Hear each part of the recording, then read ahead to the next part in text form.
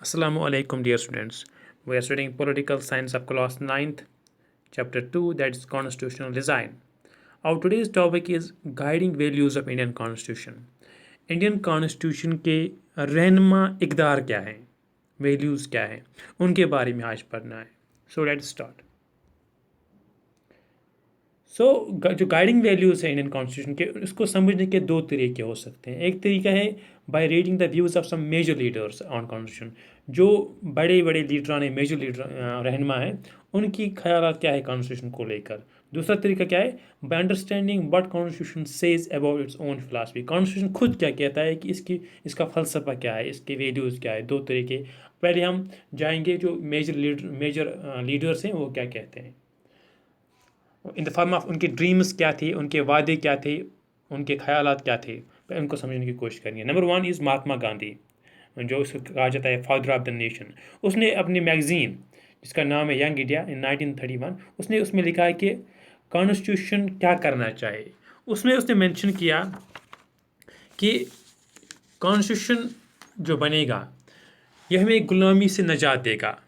जो यहाँ पर गुलामी थी, हम अंग्रेज़ों के ग़ुलाम थे. और इतना ही नहीं, जो सबसे गरीब लोग थे, जो पुअरेस्ट लोग थे, सबसे गरीब लोग थे, वो एक मौसर आवाज़ बनेंगे.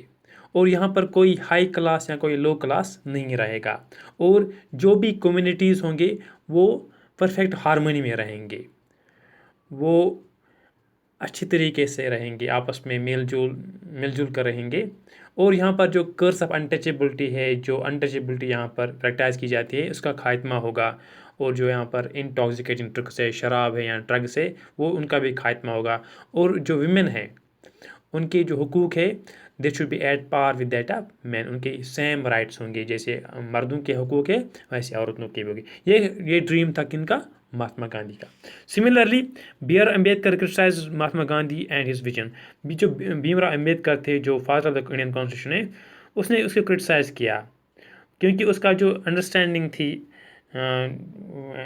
Regarding the enumeration of the conditions of schedule caste specifically और अनटचेबल्स के साथ कैसा व्यवहार होना चाहिए, उसमें उनके इख्तिलाफ राय थे, उनके मुख्तलिफ राय थे कि ये कैसे ख़त्म हो सकता है. फाइन. और इसकी अक्कासी बी आर अम्बेडकर ने जब 26 जनवरी उस वक्त उसने किया, उसने कहा कि ऑन 26 जनवरी 1950 हम जो इंटर होंगे वो inter in the life of contradiction. हम तजाद में हमारी ज़िंदगी होगी, इसमें तजाद होगा. सियासत में तो हम सियासी तौर पर हम बराबर होंगे, लेकिन समाजी तौर और इक़्तिसादी तौर हम ना बराबर होंगे. We will inequal. इक्वल सिर्फ पॉलिटिक्स में होगी क्योंकि कॉन्स्टिट्यूशन में उसको एश्योर किया गया है, लेकिन जो हमारी समाजी और इक़्तिसादी ज़िंदगी है उसमें ना बराबरी होगी, उसमें इनइक्वलिटी होगी. पॉलिटिक्स में हमारे पास one man one vote one value होगा, एक इंसान का एक वोट होगा और उस वोट का एक वैल्यू होगा. लेकिन समाजी ज़िंदगी और इसाई ज़िंदगी में ऐसा नहीं है. वहाँ पर one vote one man and one value नहीं होगा. वहाँ पर एक इंसान का एक वैल्यू नहीं है. जैसे यहाँ पर वो he was referring to the system of untouchability. जो कास्ट सिस्टम है इंडियन सोसाइटी में, उसकी वो अक्कासी कर रहा था उस वक़्त. फाइन. और हमें वो कहता है कि हमें उसको ख़त्म करने की कोशिश करनी चाहिए. जो समाजी तौर पर ये ना बराबरी है, इसको हमें ख़त्म करने की ये उसकी राय थी. फाइन. और number third leader is Jawaharlal Nehru, जो उसने स्पीच दिया था. फाइन. ऑन 15 अगस्त 19 उसके मिडनाइट में उसने कहा था, उसको हम फेमसली कहते हैं ट्रस्ट विद डेस्टिनी स्पीच. जो वादा उसने किया था अपनी, हमारी डेस्टिनी क्या होगी, उसमें उसने उसका जिक्र किया है. He stated when the world sleep, India will awake to life and freedom. जब मिडनाइट के वक्त, जब दुनिया सो रहा होगा, जो इंडिया है वो ज़िंदा होगा, वो आज़ाद होगा. Freedom and power brings responsibilities. उसमें उसने कहा कि जो फ्रीडम और आज़ादी है, इसमें इसके साथ साथ जिम्मेदारी भी आते हैं. उसने बोला कि जो हमने वादा किया है, जो ट्रस्ट किया है, जो प्लेज किया है, उसको हम सबस्टेंशियली आहिस्ता आहिस्ता इसको बरोकार लाएंगे. और जो हमारी रूह है, दैट विल फाइंड अटरेंस, वो फिर एक बार अपने आप को अटर कर पाएगी, वो एक बार फिर उजागर हो जाएगी. और उसने इस बात की जिक्र की, जो सौरो है, जो पेन है, हमारे दिलों में हमारी दिलबारी है, हमारे दिल में, उसको हमें ख़त्म करना है। और मुस्तकबिल में क्या करना है, इसने कहा कि एक आसान काम नहीं होगा, it's not the easy thing. और हमें मुसलसल इसके लिए काम करना है, we have to pledge ourselves. और हमें सर्विस ऑफ इंडिया का मतलब उसने कहा कि service of India means service to millions who suffer, जो हज़ारों और लाखों लोग हैं उनको उनको उनकी सर्विस करना, वही सर्विस इंडिया की सर्विस है। गरीबी ख़त्म करना, जहालियत ख़त्म करना, इग्नोरेंस ख़त्म करना, और डिजीज़ और इनइक्वलिटी, जो बीमारी है, जो नाबराबरी है, इनइक्वलिटी इन अपॉर्चुनिटी है, जो इक्वलिटी ऑफ अपॉर्चुनिटी नहीं है, ये बहाल करना, ये इक्वलिटी ऑफ अपॉर्चुनिटी होना चाहिए। फाइन। और उसने कहा कि हमें उस हद तक मेहनत करनी है जब तक जो टीयर्स एंड सफरिंग्स जब तक वो ख़त्म ना हो, तब तक हमें काम करते रहना है। ये इसका विजन था, किसका, जवाहरलाल नेहरू का, कि that we have to redeem our pledges once again. और हमें कॉन्स्टेंटली, हमें इंसिस्टेंट स्ट्राइविंग करनी है। और जो खदमत करनी है, इंडिया की खदमत का मतलब है इंडिया के लोगों की खदमत करना, गुर्बत को ख़त्म करना, इग्नोरेंस को ख़त्म करना।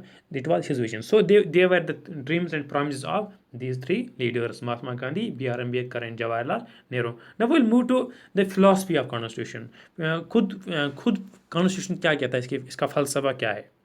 Values that inspired and guided the freedom struggle and were in turn nurtured by it form the foundation of India democracy. जो इकदारें जो आज़ादी के वक़्त नर्चर की गई आहिस्ता आहिस्ता, वो बुनियाद बनी हमारी जमहूरियत की। These values were embed in the preamble of the constitution. और इनको फिर हमने मेंशन किया किसमें, कॉन्स्टिट्यूशन में। जो प्रेम्बल, उस कॉन्स्टिट्यूशन का जो इंट्रोडक्शन है, प्रेम्बल है, उसमें उसको मेंशन किया। They guide all the articles of Indian constitution. और जो हमारे पास जो प्रेम्बल हैं, ये एज ए गाइड सर्व करते हैं, ये रहनुमाई करते हैं हमारी कॉन्स्टिट्यूशन की। Fine. The constitution begins with short statement of इस बेसिक, जो बुनियादी वैल्यूज़ हैं, इकदार हैं, उनको ये मेंशन करता है। This is called the preamble of the constitution, को हम बोलते हैं प्रेम्बल। प्रेम्बल जो है, that is the introductory part of the constitution. Fine. Taking aspirations from the American model, most countries in the contemporary world have chosen to begin their constitution with a preamble. हमने जो inspiration लिए, क्योंकि America ने the oldest constitution in the world, वहाँ से लोगों ने inspiration लिए और लोगों ने फिर प्रेम्बल बनाया अपने अपने कॉन्स्टिट्यूशन का। अब कॉन्स्टिट्यूशन जो प्रेम्बल है, उनसे हम समझने की कोशिश करेंगे। जैसे पहले जो अमेरिकन कॉन्स्टिट्यूशन में जो स्टार्ट होता है with people of United states, उसमें वहाँ पर उन्होंने कहा कि हमें परफेक्ट यूनियन बनाने की ज़रूरत है। द बेस्ट यूनियन, स्टेट्स का जो बेस्ट यूनियन होगा वो बनाने की ज़रूरत है, जहाँ पर इंसाफ होगा, जस्टिस होगा, और जहाँ पर लोग फलेंगे फूलेंगे, और कॉमन डिफेंस, मजमूई डिफेंस होगा, और हम लोगों की भला बहबूद के लिए काम करेंगे, वेलफेयर के लिए काम करेंगे, जहाँ पर आज़ादी होगी। इनका ये विजन था कि इनका जो यूनाइटेड स्टेट्स का प्रेम्बल, उसमें इन चीज़ों का मेंशन किया गया। We the people of India is here as well. इसके बाद हम there is South African constitution. South African constitution में का जो रिकॉग्नाइज किया, जो इनजस्ट उनके साथ लोगों के साथ हुए हैं, उनको बिल्ड करना है, उन्होंने ये प्लेज किया कि हमें बिल्ड करना है और डेवलप करना है अपने मुल्क को। There should be unity in diversity, we should be united in diversity. Fine. हमारे पास जो डाइवर्सिटी है, ये शुड बी यकजा होनी चाहिए, इकट्ठे होने चाहिए। और जो सोसाइटी होगी, इसमें जमहूरी इकदार होने, डेमोक्रेटिक वैल्यूज़ होने चाहिए, सोशल जस्टिस होना चाहिए, समाज इंसाफ होना चाहिए, और बुनियादी इंसानी हुकूक का तहफ़्फ़ुज़ मिलना चाहिए। फाइन। सो इनका यही था साउथ अफ्रीकन जो प्रेम्बल था। इसके बाद हम will move the Indian constitution का जो प्रेम्बल है। Fine. Let's read the preamble of constitution, we carefully understand the meaning of each keyword. फिर उन कीवर्ड्स को हम समझने की कोशिश करेंगे। It contains the philosophy on which the entire Indian constitution has been built. ये प्रोवाइड करता है कि बुनियाद इंडियन कॉन्स्टिट्यूशन किस फलसफे की पर मबनी है। It provides standard to examine and evaluate any law and action of government to find out whether it's good और बैड। और ये स्टैंडर्ड प्रोवाइड करता है कि जो गवर्नमेंट की जो एक्शन होगी, जो कोई कानून बनेगा, वो अच्छा है या बुरा है। इस वजह से इसको कहा है सोल ऑफ इंडियन कॉन्स्टिट्यूशन। इसको हम कह सकते हैं, ये जो कॉन्स्टिट्यूशन है, इसकी रूह है। तो हम देखेंगे अब इंडियन कॉन्स्टिट्यूशन का जो प्रेम्बल क्या है। ये स्टार्ट होता है with the people of India having solemnly resolved to constitute India into sovereign socialist secular democratic republic and to secure to all citizens justice, social, economic, and political liberty of thought, expression, belief, faith, and worship, equality of status and opportunity, and to promote among them all fraternity, assuring the dignity of individual and the unity and integrity of India. In our Constitutional Assembly, the 26th day of November 1949 do hereby adopt, enact and give to ourselves this Constitution. ये we the people of India से start होता है। फिर जो इसमें जो different words इस्तेमाल किए हम अब इनको समझने की कोशिश करेंगे एक एक करके। पहले यहाँ पर जो स्टार्ट हुआ है we the people of India. We the people of India क्या मतलब है? We start we means the people of India. ये कॉन्स्टिट्यूशन किन के नाम पर बनाया गया है? लोगों के नाम पर। Fine. The constitution drawn up and enacted by the people of India through their representatives. जो कॉन्स्टिट्यूशन जो बना है, जो एनेक्ट किया गया है, जो इन्फोर्स किया गया है, किन के नाम लोगों पर? किन लोगों ने? जो मुंतखब लोग हैं, लोगों के जो नुमाइंदे हैं। And not handed down to them by king और any person, any outside power. और ये जो कॉन्स्टिट्यूशन ये किसी और ने हमें नहीं दिया, किसी बादशाह ने नहीं दिया है, जो हमारे खुद के नुमाइंदे उनने हमारे लिए बनाया है। फाइन। और किसी दूसरे मुल्क ने हमें ये नहीं दिया है। Number 2 is sovereign. सॉवरेन क्या होता है? People have supreme right to make decision on internal as well external matters. जो लोगों के पास आला हक है, सबसे बड़ा हक है कि वो खुद अपने फैसले करें, अंदरूनी और बैरूनी। No external power can dictate the government of India. कोई बैरूनी ताकत डिक्टेट नहीं कर सकती है इंडिया को कि इनको क्या करना चाहिए। And number 3 socialist. सोशलिस्ट के क्या माने हैं? Socialist wealth is generated socially and should be shared equally by society. जो दौलत है, जो समाजी लेवल पर जो जनरेट की जाती है, उसको भी शेयर करना चाहिए एक बराबर समाज में। इसको हम बोलते हैं सोशलिस्ट। फाइन।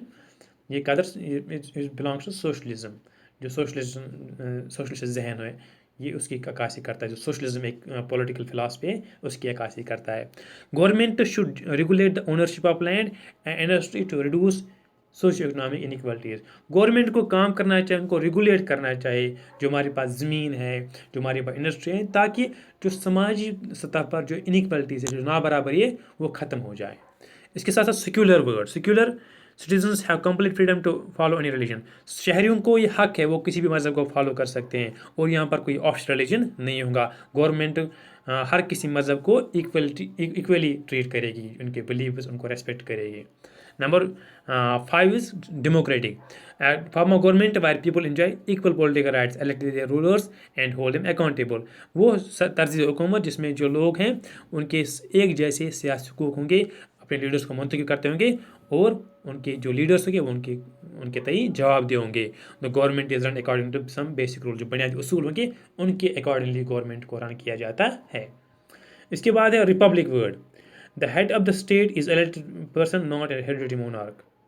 जो यहाँ पर जो रिपब्लिक का क्या मतलब है? जो हेड ऑफ गवर्नमेंट क्या होता है? वो इलेक्टेड होता है, वो कोई बादशाह नहीं होता है जैसे कि ब्रिटिश क्राउन है। फाइन। वहाँ पर क्वीन है। यहाँ पर हमारे पास जो प्रेसिडेंट होता है इलेक्टेड हेड ऑफ स्टेट होता है, इस वजह से इसको रिपब्लिक कहा जाता है। इसके बाद जस्टिस। यहाँ पर इंसाफ होगा। Citizens can not be discriminated on the base of caste, religion and gender. यहाँ पर कोई भेदभाव नहीं होगा ज़ात पात के बुनियाद पर, मज़हब के बुनियाद पर, जेंडर के बुनियाद पर, मर्द हो या औरत हो, उन चीज़ों पर कोई तफर्रुक नहीं होगा। Social inequalities have to be reduced. जो समाजी नाबराबरी है उसको कम किया जाएगा। Government should be work for the welfare of all. Government काम करेगी सब लोगों की फलाह बहबूद के लिए, स्पेशली ऑफ डिसएडवांटेज ग्रुप्स। जो लोगों ने सफ़र किया है, जो वुमेन हो, शेड्यूल कास्ट हो, शेड्यूल ट्राइब हो, जो डिसएडवांटेज ग्रुप्स हैं, उनकी फलाह बहबूद के लिए काम करेगा। Similarly liberty. लिबर्टी क्या है? आज़ादी। There are no unreasonable restrictions on the citizens in what they think. कोई कदगन नहीं होगा, कोई अनरीजनेबल रिस्ट्रिक्शन नहीं होगा, कदगन नहीं होगा उनकी सोच पर। How they wish to express their thoughts. वो उनके ख्याल कैसे एक्सप्रेस करेंगे। And the way they wish to follow their thoughts in action. वो कैसे उनके जो थाट्स है वो उनको कैसे बराकार लाएंगे, इनमें आज़ादी है। And number 9 equality. इक्वलिटी बराबरी। All are equal before the law. हर कोई इक्वल है, बराबर है in the eyes of law. The traditional social inequalities have to be ended. जो रिवायती समाजी नाबराबरी है उसको ख़त्म किया जाएगा। The government should ensure equal opportunity for all. Government काम करेगी कि हर किसी को एक जैसा मौका मिलना चाहिए, इक्वलिटी ऑफ अपॉर्चुनिटी मिलना चाहिए। And last one is fraternity, यहाँ पर भाईचारा होना चाहिए। All of us should behave as if we are members of the same family, हमें इस तरह बिहेव करना चाहिए कि जिससे हम एक ही कुंबे से वाबस्ता है, एक ही फैमिली से वाबस्ता है। No one should treat a fellow citizen as inferior, कोई भी मिसट्रीट नहीं करना चाहिए जो उसका जो शहरी होगा, जो भाई होगा, उसको इन्फीरियर नहीं समझना, उसको कमतर नहीं समझना चाहिए। ये वैल्यूज़ हैं जो जो मेंशन की गई है प्रेम्बल में। फाइन। इसके बाद हम देखेंगे इंस्टीट्यूशनल डिज़ाइन क्या है, जो जो इदारा बंदी हो गई है कॉन्स्टिट्यूशन की, ये कैसे हुई है, इसको हम समझने की कोशिश करेंगे। A constitution is not merely statement of values and philosophy, सिर्फ इसमें इकदार की बात नहीं है, सिर्फ फलसफे की बात नहीं है। As we note above, a constitution is mainly about embodying the values in institutional arrangements, इन वैल्यूज़ को फिर इंस्टीट्यूशनल शेप देना, इनकी इदारा बंदी करना, इनको एक मुजस्समा बनाना। Fine. Most of the document called constitution of India is about this arrangements, ये इन्हीं चीज़ों का नाम है, इन वैल्यूज़ को, इन इकदार को एक इदारा बंदी करना। It's very long and detail document, जो हमारे पास कॉन्स्टिट्यूशन है ये बहुत बड़ा और इन डिटेल ही लिखा गया है। Fine. Therefore it needs to be amended quite regularly to keep it updated, इस वजह से इसको अमेंडमेंट करने की ज़रूरत पड़े ताकि ये अपडेटेड रहे। Fine. With the changing passage of time, ये पुराना ये उन चीज़ों को सर्कमस्टेंस के तय ये काम कर सके। Those who crafted the Indian Constitution felt that it has to be in accordance with the people's aspiration and change in society. जिन्हें इंडियन कॉन्स्टिट्यूशन को बनाया उनको ये उन्हें समझा कि जो लोगों के जो जज्बात है, जो एहसास है और जो समाज किस मेयार पर है, उसी हिसाब से हमारा कॉन्स्टिट्यूशन होना चाहिए। They did not see it as a sacred, static and unalterable law, उन्हें इसको नहीं देखा कि ये एक मोतबर, कोई इस तरह मोतबर चीज़ है जो तब्दील नहीं हो सकता है, जो अनऑल्टरेबल हो, जो स्टेटिक हो, नहीं है। उन्हें कहा it is subject to change. So they made provisions to incorporate change from time time, इसमें कुछ प्रोविजंस लाए, आर्टिकल 368 हो या कुछ और हो, ताकि इसको अमेंड कर सके, इसको तब्दील कर सके। The change are called the constitutional amendments, उन चेंज को तब्दीली लाना कॉन्स्टिट्यूशन में, उनको नाम दिया जाता है कॉन्स्टिट्यूशनल अमेंडमेंट। अमेंडमेंट का मतलब है तब्दीली। इसके साथ साथ the constitution describes the institutional arrangements in a very legal language, इसमें जो लीगल लैंग्वेज का इस्तेमाल, जो कानूनी लैंग्वेज है उसका इस्तेमाल किया गया है, क्योंकि जो majority of the constitution makers थे वो लायर्स थे, they were professional lawyers. If you read the constitution for the first time it can be quite difficult to understand, अगर पहली दफ़ा कॉन्स्टिट्यूशन को पढ़ेंगे आपको काफ़ी मुश्किलात का सामना होगा। यार the basic institutional design is not very difficult to understand, लेकिन जो बुनियादी जो इदारा बंदी हुई है हमारी कॉन्स्टिट्यूशन की, वो उसको समझना मुश्किल नहीं है। Like any constitution, the Indian constitution lays down the for choosing persons to govern the country, कि हम किस तरह से लोगों को मुंतखब करेंगे, लोगों को कैसे इलेक्ट करेंगे, उसका एक बाज़ाब्ता एक तरीका लिखा गया है। It defines who will have much power to take decisions, किसके पास कितना पावर होगा, how much power people possess, जो फॉर एग्जाम्पल प्राइम मिनिस्टर के कितने पावर्स होंगे, चीफ मिनिस्टर के कितने पावर्स होंगे, गवर्नर के कितने पावर्स होंगे, प्रेसिडेंट के कितने पावर्स होंगे, इनको define they are well defined.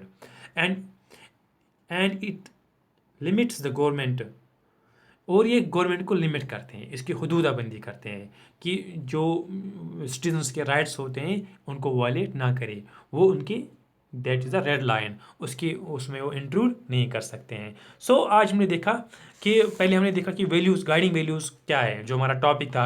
इससे पहले हमने देखा कि जो लीडर्स हैं उनके ड्रीम्स और एस्पायरेशंस, प्रॉमिसेस क्या है। उसके बाद हमने देखा इसकी फिलॉसफी क्या है। फाइन। और हमने फिर इंस्टीट्यूशनल डिज़ाइन की बात की। So that concludes our chapter number 2 of our syllabus. Thank you very much.